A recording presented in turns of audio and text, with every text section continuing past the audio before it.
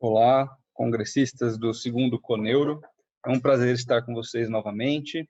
Meu nome é César Simonari, eu sou neurocirurgião e hoje nós vamos conversar um pouquinho sobre o mapeamento funcional não invasivo do córtex motor através do uso de estimulação magnética transcraniana neuronavegada. Um monte de nome para a gente começar a falar um pouquinho aí sobre a avaliação funcional do cérebro de forma não invasiva. Alguns conceitos que é importante que nós comecemos a discutir antes do mapeamento propriamente dito, é entender um pouco do que a gente vai falar, por que a gente faz esse mapeamento. Então, o primeiro ponto conceitual a ser entendido é que a anatomia do sistema nervoso ela pode ser avaliada de diversas formas. Entre elas, a questão anatômica morfológica, em que nós vamos atribuir nomes, por exemplo, aos giros e sulcos do cérebro, as diversas estruturas que podem ser diferenciadas. Mas do ponto de vista neurológico, uma outra anatomia que é muito importante é a anatomia funcional. E no córtex, nós temos diversas maneiras de definir essa anatomia funcional através de alguns mapas ou de algumas condições de estudos pré-determinados que demonstram ali uma certa previsibilidade na maior parte das pessoas de onde algumas funções vão se agrupar. Esse estudo ele acontece aí, já tem mais de 300, 400 anos que começou-se a pensar nessa possibilidade através de uma série de estudos com animais e, eventualmente, a avaliação de indivíduos ali, então, que tinham algum tipo de lesão cerebral conhecida, mesmo daquela forma ainda inicial nessas avaliações, e a gente começou a ter uma definição um pouco melhor, já caindo aqui no tema principal da nossa aula, que vai ser a avaliação motora, da localização dessa área motora, lá nos estudos de Penfield, principalmente, em que começou-se a definir essa figura que a gente vê aqui no meio do homúnculo. Penfield, junto com alguns outros neurocientistas da sua época, aí, há 100 anos atrás, um pouco mais até, começaram a perceber que algumas áreas, como o giro pré-central, agrupavam na maior parte dos seres humanos que eram estudados uma área de controle da motricidade. E eles começaram a determinar isso como sendo o córtex motor primário. Seguindo nessa linha, dentro do córtex motor primário, começou-se a distinguir um pouco a função de cada parte dele, que é o que a gente vê aqui nessa figura mais à direita. Então, no córtex motor primário, começou-se a identificar que, normalmente, na porção mais medial, próxima à foice do cérebro, no sulco central interhemisférico ali, a gente tinha mais funções relacionadas à movimentação das pernas, enquanto que, seguindo mais a lateral, nós começávamos a ter uma função mais relacionada com os braços e, posteriormente, com o rosto. Além dessa questão topográfica da localização, outra coisa que foi possível de ser desenvolvida nesses estudos, alguns deles envolvendo inclusive a estimulação direta do córtex cerebral em algumas situações de trauma ou eventualmente situações cirúrgicas, inclusive, foi a questão do tamanho dessas áreas, de acordo com o uso que nós temos para elas. E aí, com isso, a gente também consegue ver nas duas figuras que essa representação humana, que é o que a gente chama de homúnculo, ela é totalmente assimétrica em relação ao nosso corpo físico, né? Então, você vê, por exemplo, que as mãos, os lábios, eles são desproporcionalmente grandes quando comparados com o tronco, né? Por que isso acontece? Porque as áreas que têm uma capacidade, um refinamento, uma necessidade maior do controle motor, elas tendem a ter uma representação maior no córtex. Isso quer dizer que eu tenho mais neurônios, mais corpos neuronais representando e ativando aquela área. E essas figuras, elas representam justamente isso, elas são proporcionais não ao corpo proporcional físico que a gente se vê todo dia, mas a função que o córtex motor enxerga. Por isso que a mão, por exemplo, é muito maior do que o tórax. A gente tem muito mais refinamento, muito mais capacidade, muito mais precisão e uma gama de movimentos muito maiores com as mãos, por exemplo. A mesma coisa nos lábios, na língua, né? Quando a gente compara com outras regiões ali do homúnculo.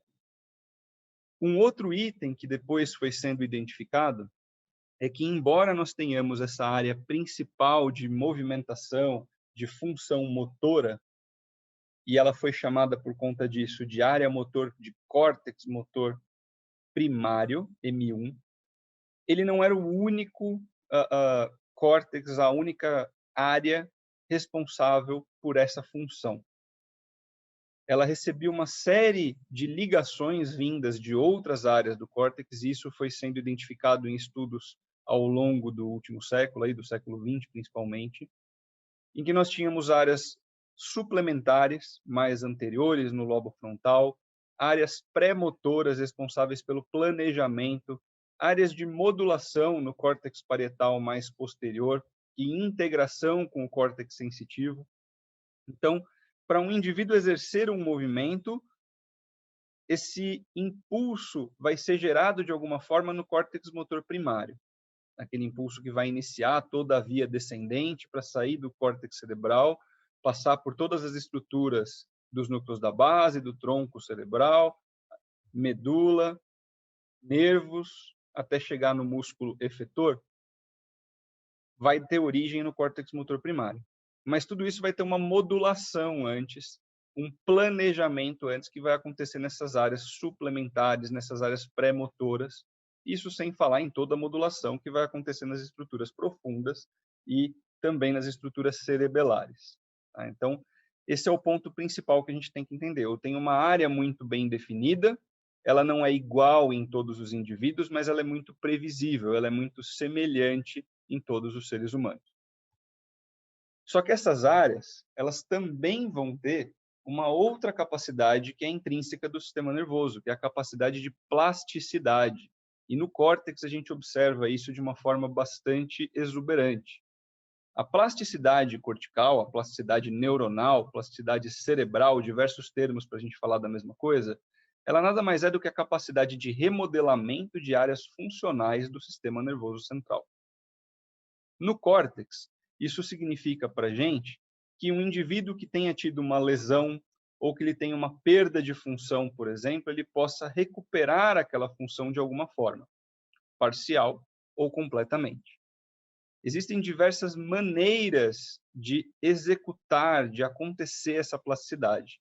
Ela vai ser muito influenciada, por exemplo, pela frequência de uso de um determinado movimento, de uma determinada musculatura. Vai ser também influenciada pela regeneração pós-lesional dos neurônios propriamente ditos e das vias de conexão axonais, principalmente. Tem a ver também com o desenvolvimento infantil. Essa plasticidade ela ocorre de uma forma que seja natural durante o desenvolvimento da criança. Essa plasticidade ela pode acontecer estruturalmente ou só funcionalmente. Vamos dar alguns exemplos. Eu posso ter, por exemplo, uma adaptação diária no hemisfério contralateral. Eu tenho uma função muito grande executada de um lado, por exemplo, o controle da minha mão direita, ele vai ser mapeado ali no córtex primário motor do lado esquerdo. Vamos supor que eu tenha um trauma de crânio ou um AVC e eu perca parcialmente essa função.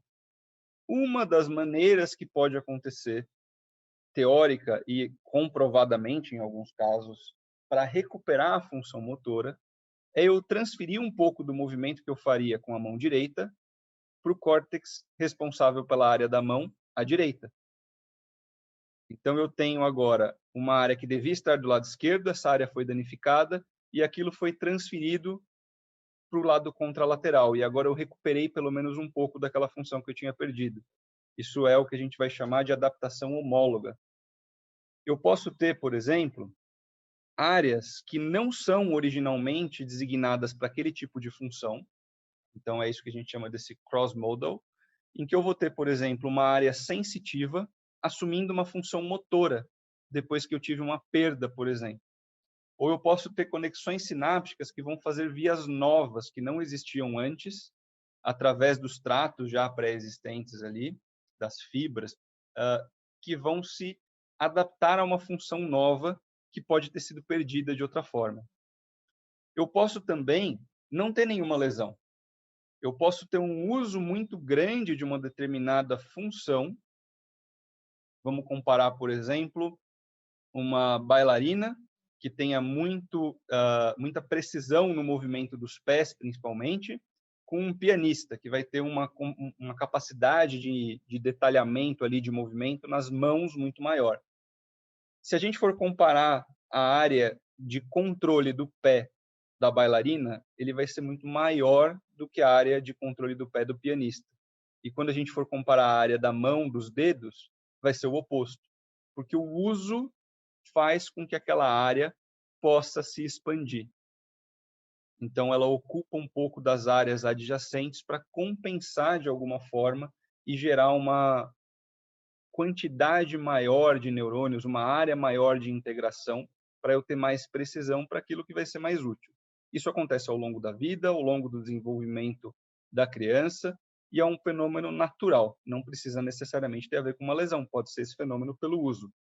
E eu posso ter diversas maneiras de compensar aquilo, em que eu vou ter uma função que eu não recupero a função diretamente, mas eu consigo desenvolver uma função similar àquela, em que eu consiga exercer aquela atividade. Então, por exemplo, naquele caso que a gente comentou do AVC, eu perdi o movimento da mão, eu não consigo mais mexer a mão, mas de alguma forma eu consigo criar um movimento dos dedos ou suprimir uma determinada posição que eu ainda consigo fazer, para que eu consiga ter alguma função na mão. Então, eu tenho uma certa adaptação e isso pode me permitir recuperar alguma função parcial ali daquela perda. Tá? Então, isso é o que a gente vai chamar de plasticidade, a capacidade de adaptação de acordo com o que cada indivíduo passou. Quando a gente vai falar agora, mudando de tópico ali para a gente seguir na questão do mapeamento, eu posso realizar esse mapeamento cortical para ver a função do córtex de diversas formas. Uma das áreas dos campos em que a gente mais estuda isso é através dos tumores cerebrais. A gente tem diversos tipos de tumores, alguns deles que vão ser intrínsecos ao cérebro, ou seja, eles crescem dentro do próprio tecido cerebral, enquanto outros que vão crescer extrínsecos, de fora para dentro, comprimindo o cérebro. Eu posso ter tumores de crescimento lento e tumores de crescimento rápido. Eu posso ter deformação de uma determinada área do cérebro, mas eu posso ter remodelamento anatômico daquela área. Eu posso ter simplesmente essa compressão, eu posso ter uma infiltração, ou eu posso ter uma destruição do tecido cerebral. E todo esse conjunto de fatores que podem acontecer levam a maneiras distintas de comportamento, tanto daquele mapa cortical, então onde as funções do córtex elas vão se agrupar, e também de onde vai acontecer a plasticidade. Então vamos supor, por exemplo, um indivíduo que tenha um tumor cerebral crescendo de forma lenta. Isso é relativamente reprodutível e acaba sendo uma boa modalidade de estudo, um bom tipo de paciente para ser estudado nesses casos, porque é relativamente previsível, de acordo com a área onde o tumor está, qual é o tipo de função que ele deve perder, principalmente quando a gente fala de córtex motor primário ou córtex motor suplementar. O tumor crescendo lento, eu vou ter tempo de remodelar, tempo de fazer a plasticidade cerebral e transferir isso para outros lugares. O tumor crescendo rápido, eu vou ter menos tempo disso acontecer, então provavelmente eu vou ter uma destruição um pouco maior, uma perda de função um pouco maior. A gente já faz um mapeamento que serve de contraponto para os mapeamentos não invasivos durante a cirurgia. Então isso é um outro tópico que torna os tumores cerebrais atrativos para esse tipo de estudo. Durante a cirurgia, a gente, uma vez que está com o crânio aberto, a gente faz um mapeamento ali por uma estimulação elétrica direta, seja por via bipolar ou monopolar, então uma corrente direta ou uma corrente entre dois polos, em que a gente vai tentar mapear as áreas do cérebro. Então eu vou lá estimular uma determinada área do córtex que está próxima do tumor e eu quero saber se aquilo é seguro de ser manipulado ou não, se eu não vou piorar a função do paciente ou não. Isso é uma coisa que a gente já faz rotineiramente em cirurgia de tumores. Então, isso também faz com que os tumores cerebrais sejam um bom modelo para que a gente possa comparar um mapeamento não invasivo. Então, a gente tem aí um bom campo de estudo nesse tipo de doença. Tá? E justamente por ser um tipo de doença que demanda esse estudo para tentar preservar a funcionalidade no tratamento cirúrgico, a gente vai ter uma série de exames que vão avaliar a função. A gente está falando aqui de função, não só de anatomia. A parte anatômica é uma parte bem direta, eu tenho algo volumoso, eu vou tirar aquela coisa que tem um volume grande, que está causando uma compressão sobre a estrutura neurológica. Agora, como isso fica do ponto de vista de função? Bom, a gente pode avaliar a função através de estimulação elétrica transcraniana, como, por exemplo, os potenciais evocados, por exemplo, uma estimulação com eletrodos colocados no scalp craniano, como os que a gente usa durante a cirurgia, em alguns casos.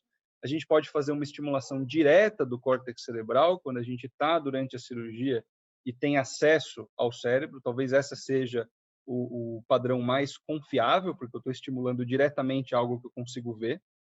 Então, esse é o nosso padrão ouro. Mas eu posso fazer também através de um eletroencefalograma ou de um exame um pouco mais detalhado, que é o magnetoencefalograma, uma avaliação topográfica da função do córtex cerebral, em que eu consigo gerar um padrão de localização muito bom.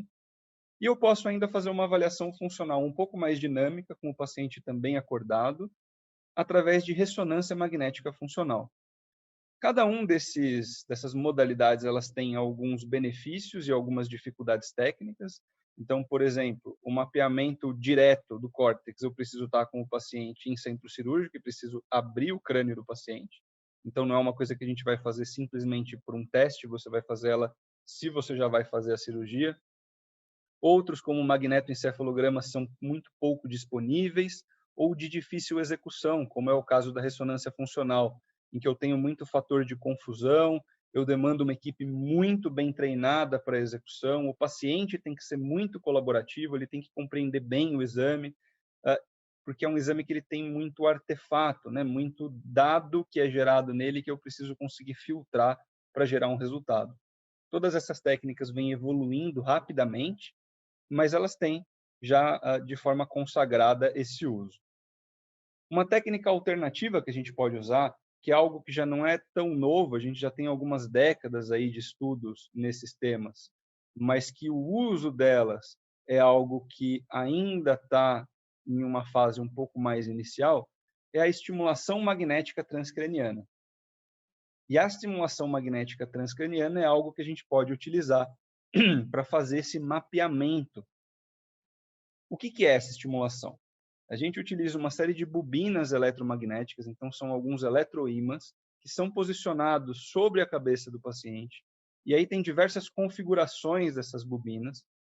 Utilizando a configuração adequada, e aí a gente tem já isso pré-definido, eu gero campos magnéticos induzidos por eletricidade, então esse campo ele é controlado. E esse campo magnético vai gerar no seu ponto focal uma despolarização dos neurônios que vão estar ali abaixo dele, nesse ponto focal. É como se fosse uma indução de corrente elétrica através de um campo magnético.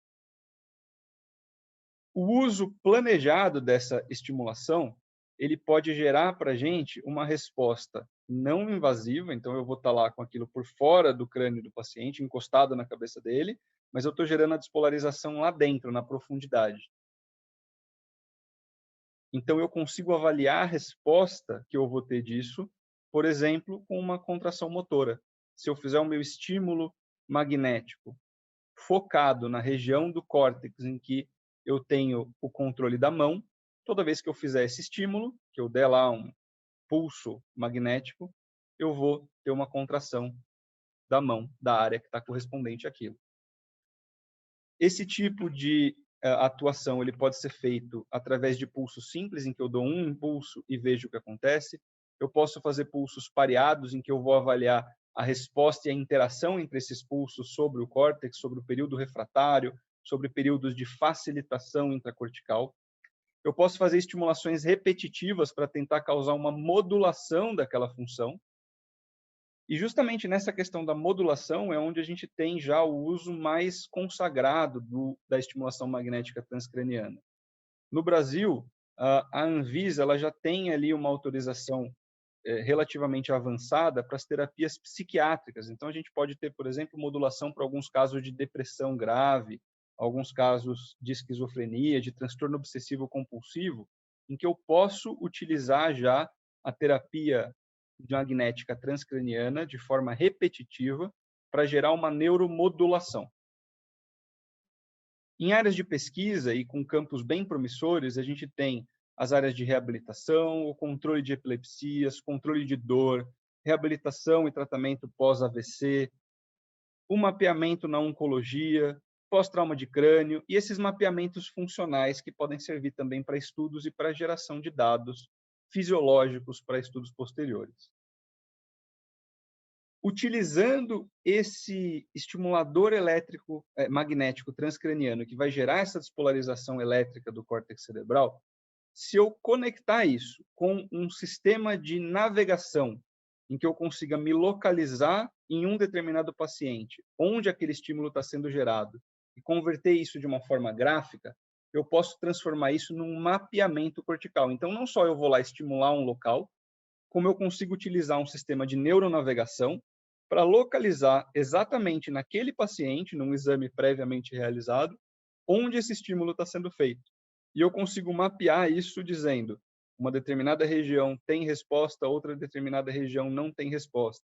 A presença de um tumor, de um AVC, de uma lesão traumática gerou uma remodelação ali. Eu tive um remodelamento daquela área. Ou não, eu não tive remodelamento e ela está exatamente onde ela deveria estar. Eu consigo fazer esse mapeamento, eu consigo criar dados para dizer onde aquela área está. Tem uma meta-análise recente, inclusive, que mostrou que, no caso de cirurgias de tumores cerebrais, a realização pré-operatória do mapeamento cortical através do uso da estimulação magnética transcraniana teve uma redução no risco de déficits motores permanentes, teve um aumento na capacidade de ressecção macrototal do tumor, ou seja, melhorou a quantidade de vezes em que o tumor foi completamente removido, e também reduziu o tamanho da craniotomia, o tamanho do acesso que teve que ser feito. Então, isso também gera um benefício aí no nosso planejamento pré-operatório, no resultado pós-operatório, e dá para a gente fazer o nosso preparo, o nosso ajuste para o planejamento. Então, baseado nisso, a gente chega de fato nessa nossa capacidade atual de fazer um mapeamento funcional do córtex de forma não invasiva e gerar dados que vão servir muito para o planejamento dos tratamentos que a gente vai executar e, eventualmente, até para gerar uma previsibilidade na capacidade ou não de recuperação do paciente. Para a gente conseguir fazer esse mapeamento, a gente começa sempre com uma avaliação prévia do paciente. O paciente ele tem que ter uma avaliação neurológica sucinta, pelo menos da sua função motora, porque se um paciente tiver uma perda completa da função, talvez eu não tenha uma área adequada para ser estimulada ali no córtex, então eu vou gerar um mapeamento que pode não ser adequado. Eu preciso pelo menos que o paciente tenha uma capacidade cognitiva razoável para entender e colaborar com o exame, porque ele precisa ficar muito relaxado, ele vai ter uma série de movimentos involuntários durante o exame, então ele tem que colaborar com isso e entender que ele vai ter algumas sensações que podem ser um pouco estranhas nas primeiras vezes que for estimulado. Não gera desconforto, não gera dor, mas pode muitas vezes gerar uma sensação de estranheza, porque é um movimento espontâneo que vai ser realizado. E por conta disso, ele não pode realizar nenhuma supressão de movimento, porque senão eu posso mascarar a minha avaliação. E eu tenho que avaliar se esse paciente tem algum tipo de epilepsia, crises convulsivas, porque eu vou estar gerando sobre o córtex cerebral diretamente uma despolarização. E caso o paciente seja um epiléptico mal controlado, existe um risco teórico, pelo menos, de desencadear uma crise convulsiva durante a avaliação. Então, a gente precisa ter pelo menos esses critérios aí de avaliação básica para conseguir pensar em fazer essa estimulação e o mapeamento. Como que a gente começa isso?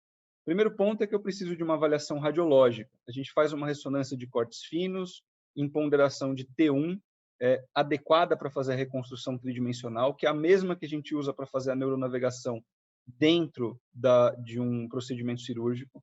A gente utiliza gadolínio, por exemplo, e as sequências de T2 e FLAIR para avaliar inchaço cerebral, se tem alguma lesão com aspecto infiltrativo, onde isso vai estar acontecendo, caso seja uma lesão expansiva, por exemplo, ou uma lesão isquêmica tardia, de modo que eu consiga determinar se eu tenho alguma modificação anatômica, saber se aquele córtex está sendo empurrado para algum lugar, além dele estar sendo, a função dele poder estar sendo mobilizada. Como a maior parte dessas reconstruções ela tem que acontecer de uma forma carregada de um software para o outro, eu preciso ter disponibilização desses exames, então não adianta nada eu ter, por exemplo, uma chapa ali de exame, porque eu não vou conseguir fazer um mapeamento, porque eu preciso integrar isso com o sistema computadorizado, e aí a gente aloca isso em grupos nos estudos, mas isso pode ser feito em qualquer tipo de lesão, até em pacientes que não tenham lesões.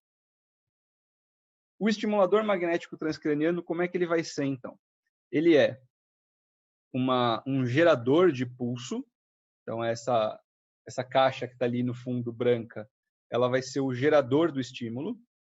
Ele vai se conectar através de como se fosse uma mangueira ali, né? Então alguns cabos, até uma bobina, que são essas duas imagens da esquerda. E a bobina ela pode ter vários formatos. Os mais frequentes são bobinas circulares ou bobinas em asa de borboleta ou bobinas em 8, que a gente fala. A bobina circular ela tem uma área de geração de pulso magnético, enquanto a bobina em 8 ela vai ter duas, gerando o ponto máximo de despolarização magnética na intersecção desses dois campos.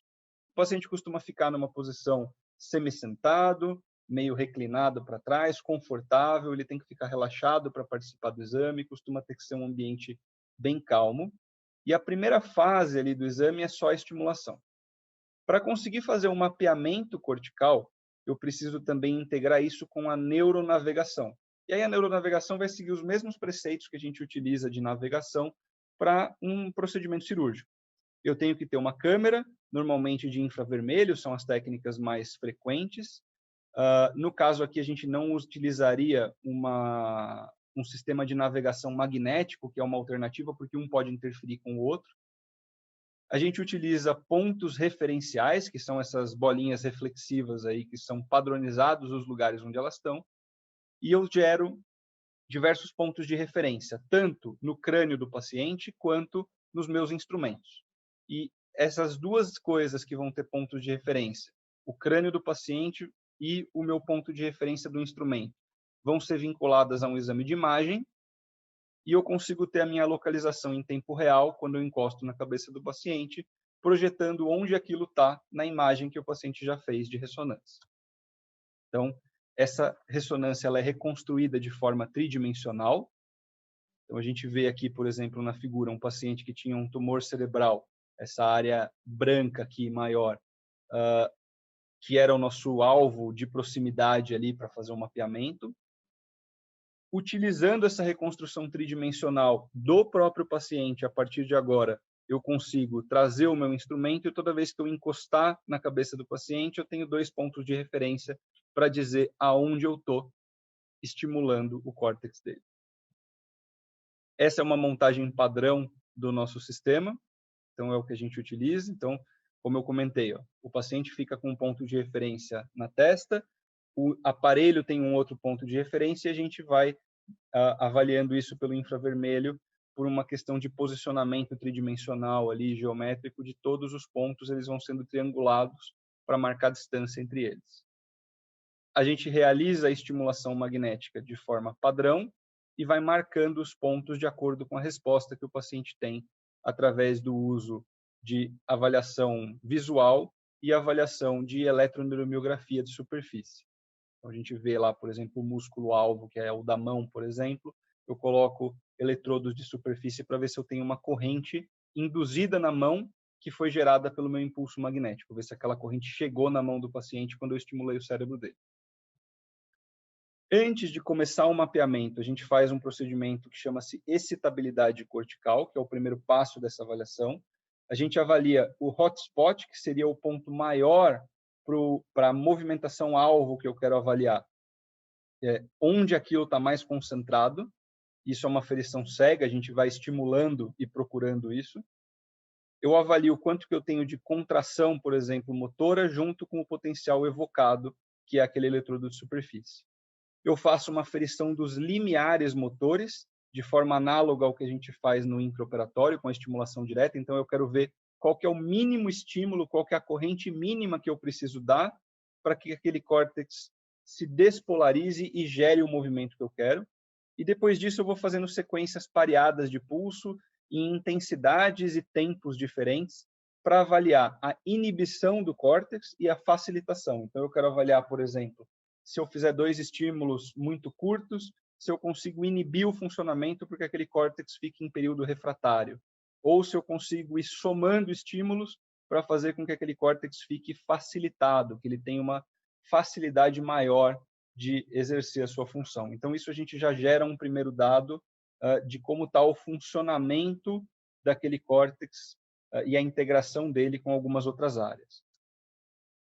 Para dar um exemplo de como isso pode ser utilizado, nosso grupo tem aqui do Hospital das Clínicas de São Paulo, tem um trabalho publicado recentemente em que foram avaliados esses limiares motores, a razão entre um hemisfério e outro desses parâmetros de limiar motor em pacientes com glioblastoma, e a gente viu que havia uma diferença grande do limiar motor e dos parâmetros de facilitação cortical entre o lado do cérebro que tinha um glioblastoma e o lado saudável, mostrando que a presença do tumor afeta não só o funcionamento ali de aonde aquelas coisas estão, né, aonde a área motora está, mas também a capacidade dela de se integrar com as outras. O funcionamento dela fica um pouco prejudicado, o que pode explicar por que alguns pacientes desenvolvem déficit neurológico mais cedo do que outros, dependendo da doença.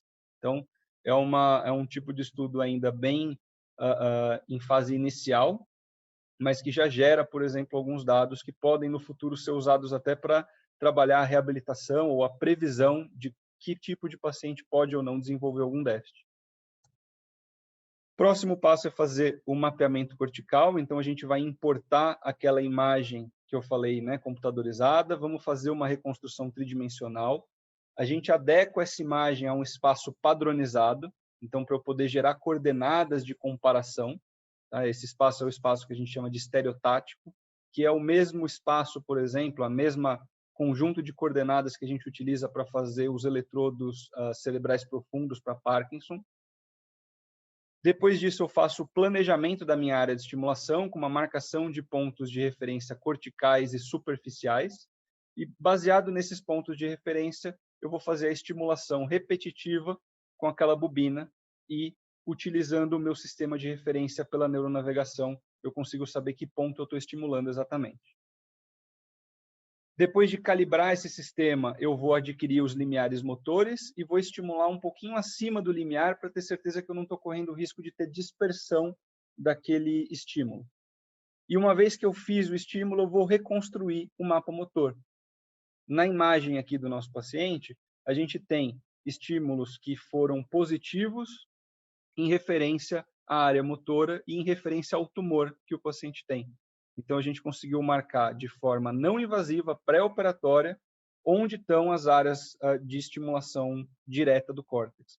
Nesse caso aqui, por exemplo, a gente percebe que o tumor gerou um deslocamento da área motora para o lado.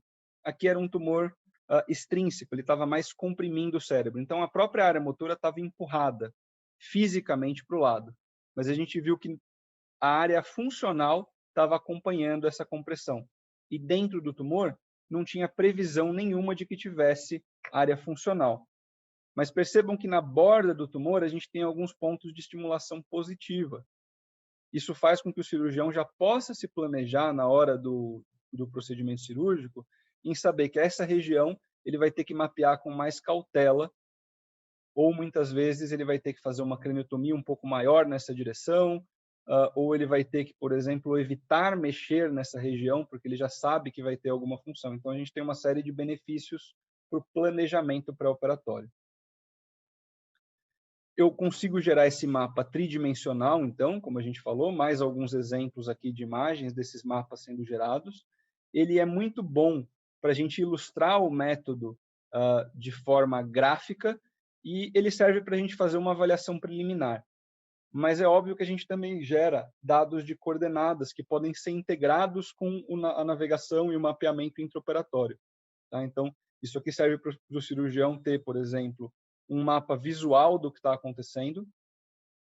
Se a gente não estiver falando no caso de uma avaliação pré-operatória, eu posso utilizar isso ao longo do tempo para acompanhar a plasticidade cerebral. Então, eu posso repetir essa avaliação, por exemplo, a cada 3, 6 meses num paciente que está em reabilitação, para ver se houve uma recuperação dessas áreas.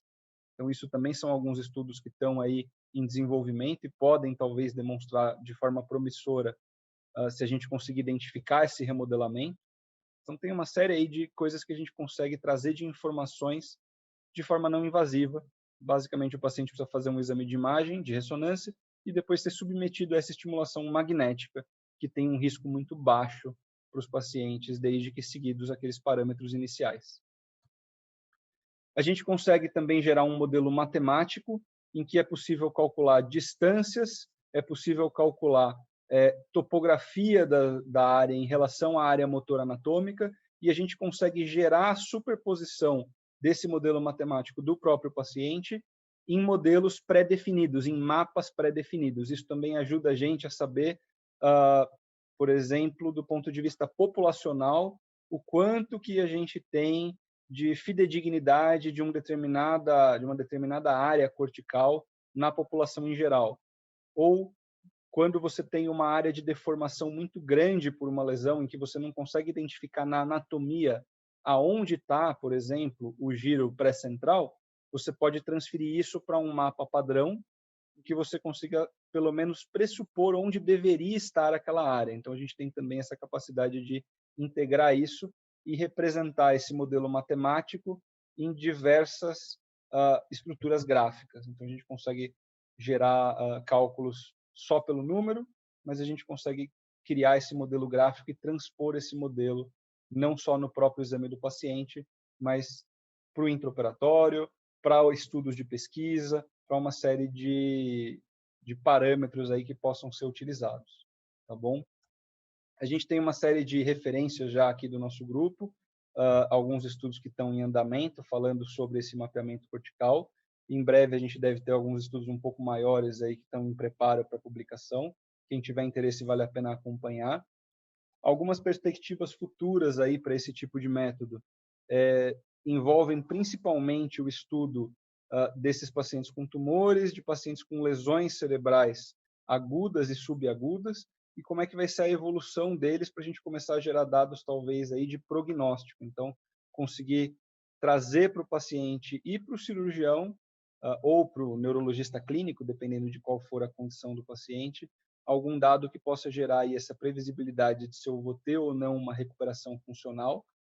No caso aqui, o estudo do foco nosso é mais na área motora, mas tem alguns grupos no Brasil e fora do Brasil, principalmente, estudando também a área de fala. Outras funções, como áreas mais sensitivas, é um pouco mais difícil de fazer estudo com esse tipo de método, mas não é impossível. Tá? Então, para quem tiver interesse, também tem uma área legal aí de estudo, um campo grande. E a área de reabilitação, talvez através da estimulação repetitiva, para a gente conseguir avaliar se isso pode ajudar ou não na reabilitação, talvez seja um ponto um pouco mais no futuro. A gente precisa entender um pouco mais esses dados que o método traz para a gente, mas que também tem uma promessa boa aí de que pode eventualmente entrar no nosso arsenal da reabilitação em alguns casos selecionados. Então, tem uma série aí de promessas para o futuro para esse tipo de método, principalmente com esse encanto aí, né, com essa segurança de não ser invasivo, é algo que é muito positivo para o paciente, principalmente, que não precisa ser submetido a nada mais complexo ou de maior risco. Eu agradeço a vocês pela atenção, me coloco aqui à disposição para contato, para quem quiser eventualmente comentar alguma parceria, tirar alguma dúvida, fico à disposição de vocês. E muito obrigado novamente, então, pela atenção. Foi um prazer participar desse segundo congresso e um abraço a todos.